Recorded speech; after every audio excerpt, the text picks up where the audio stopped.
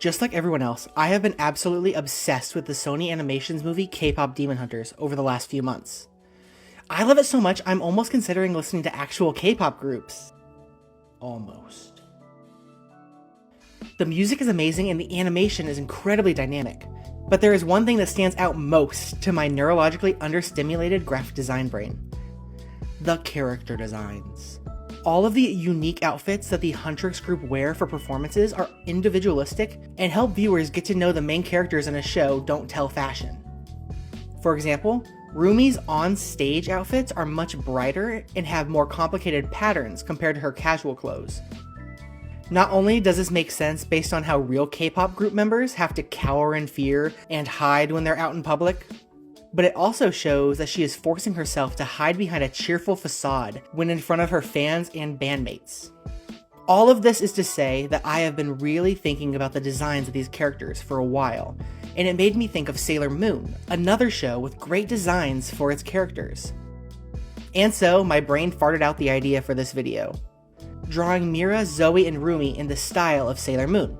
To get this out of the way, I am mainly referencing Sailor Moon S and R because they're the only ones I've watched. And still haven't finished. Man, I really need to do that. Before drawing, I think it's important to understand the art style of Naoko Takeichi, the creator of Sailor Moon. To sum it up in one word, it's very cute. Anatomy-wise, all of the characters are pretty slim, with longer legs and bigger heads compared to the anatomy of real people. The outfits are pretty simple, with minimal details on textures and shading, but they make up for that with the complexity of the accessories and the general silhouettes of the characters. The colors that Naoko Takeuchi uses are pastel, bright, and have an almost creamy quality to them. They're very soft and pure, like a delicious flan. She also has an incredible grasp on shape language. Basically, sharper, more structured shapes like squares and triangles evoke a feeling of sturdiness or danger, but curved, softer shapes help push that feeling of cuteness. And of course, the thing that stands out most are the eyes of the characters. Not only are they large, but they are also expressive and draw the eye right in with the bright highlights used. Each character has subtly different eye shapes, and at a glance you can tell the emotions of the characters from the eyes alone. When redrawing the Huntrix members, I made sure to pay close attention to the style elements I mentioned before. I didn't want to just redraw the members as Sailor Scouts, so I instead decided to draw them in their golden performance outfits, since they are closer together in their color schemes and design elements. With all that being said, let's get into the redesigns.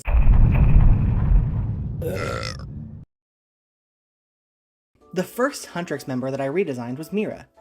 Not only is Meera the tallest Huntrix member, she is also the edgiest. Therefore, I used a lot of references of Haruka Tenno, also known as Sailor Uranus, and Ko Seiya, a member of the in-universe Three Lights idol group and the Sailor Starlights. Both of these characters have that effortlessly cool look that I was looking for, and also, let's be real, I know what you are. Alright, let's reveal the design in 3, 2, 1, BAM! As you can see, I was really leaning into that sharp shape language I was discussing before, but also try to balance it out with some smoother shapes within her silhouette. Kinda like how Meera hides her kindness behind her edgy exterior. Get it? Get it? For the pose, I already knew that I wanted to draw her in Sailor Pluto's staff pose, just because it fits so well. Her spear, halberd, pointy stick, well, whatever you call it, I took inspiration from the shapes of the wands in Sailor Moon and Pluto's garnet rod.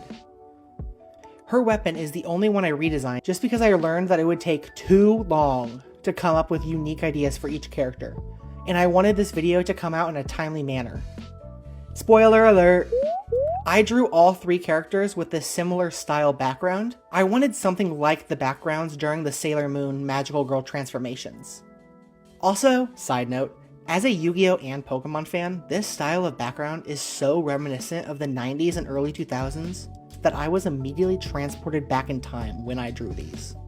Well, let's move on to our next Huntrix member, shall we?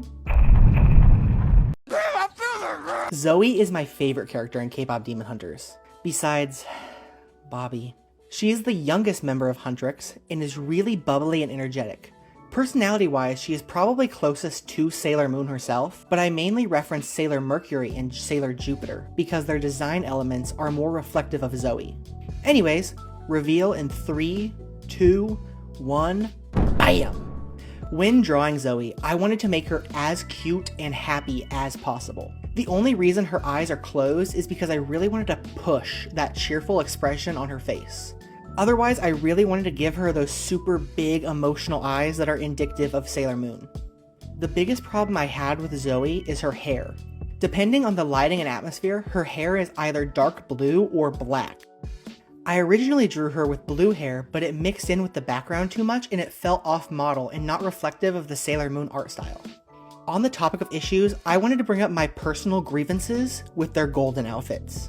What the hell are on their shoulders? Are they wearing armor or pauldrons?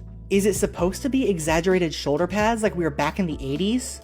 Well, whatever the case is, they are the absolute hardest thing to draw in perspective. I tried my best to simplify the shapes in an appealing way. I'm not gonna lie, it was a struggle. On a different note, I'm sure you've noticed the slight hazy/grainy look to these drawings. I wanted to invoke the feeling of an old VHS tape or a CRT television. To achieve this, I changed the line art style to brown to make it look aged or digitally scanned. Next, I copied all the layers, applied a Gaussian blur effect around 40 intensity, changed its blending mode to lighten, and finally changed the layer's opacity to about 50%. I feel like this really adds to the characteristics of these designs and makes them feel like old screenshots. Alright, let's move on to our final character, Roomie. Since Roomie is the main character of Kpop Demon Hunters, she has the most fleshed out personality, and she stands out with the complexity of her outfits. This is also attributed to her being the lead singer and frontman of the group. All of this is to say, I referenced Usagi or Sailor Moon when I was drawing Roomie. Alright, 3, 2, 1, BAM! I think I harnessed the style of Sailor Moon best with this redesign. The big eyes, the anatomy, everything turned out really well. First things first, I obviously referenced Sailor Moon's signature pose for this design. I just thought it would be super fun to have her doing the main character thing. It almost looks like a part of a dance move for one of their songs. I really wanted a sense of movement to the design, so I made her braid flow behind her like she just whipped around. My biggest struggle with this one was once again the hair. Any artist can tell you that braids are hard to draw. Additionally, there aren't a lot of characters with braids in Sailor Moon, so I couldn't find a lot of references to work off of. I ended up looking towards other 80s and 90s anime to help me find something to build off of. I decided to characterize the braids into a heart shape to add to that super cute vibe that she has going for her. Another problem I had was her hairline. Roomie puts all of her hair into her braid, which girl is going to get traction alopecia real quick. No matter how hard I tried, she always ended up with an 8 head, and I couldn't let her out in public like that.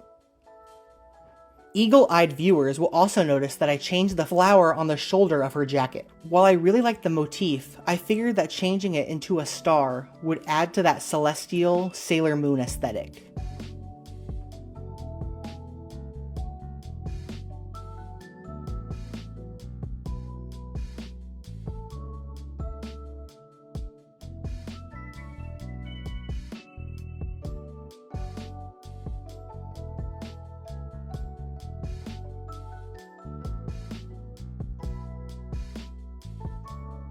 All in all, I really enjoyed these redesigns. It was a super fun exercise, and I feel like I've learned a lot about the art style of Sailor Moon, and how to simplify complex designs in an appealing way.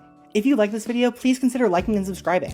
Let me know any feedback you have in the comments below, and let me know if you want to see more of this. It has been my dream for years to make art for a living, and with all the love I've been getting, it feels like it's finally coming true. See you guys in the next one!